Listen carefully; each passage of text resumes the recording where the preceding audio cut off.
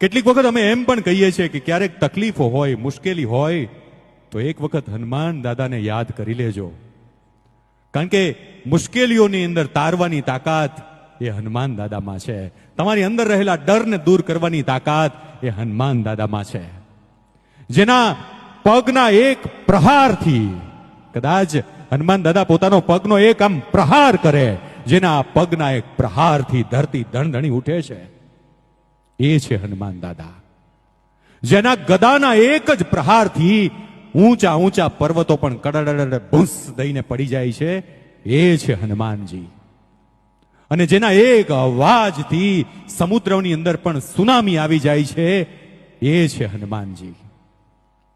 અને જેના ફૂંકની અંદર, કદાચ આમ ફૂંક મારે તો પવનની અંદર પણ તુફાન લાવી શકે એવી તાકાત ધરાવે છે, જેના તેજની સામે કોઈ ટકી ન શકે.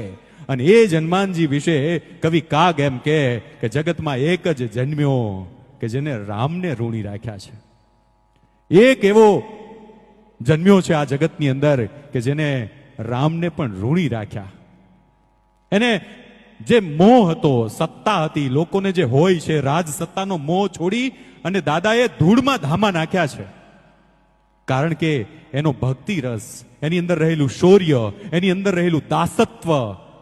કેટલીક વખત અમે એમ પણ કહીએ છીએ કે ક્યારેક તકલીફો હોય, મુશ્કેલી હોય તો એક વખત હનુમાન દાદાને યાદ કરી લેજો. કારણ કે મુશ્કેલીઓની અંદર તારવાની તાકાત એ હનુમાન દાદા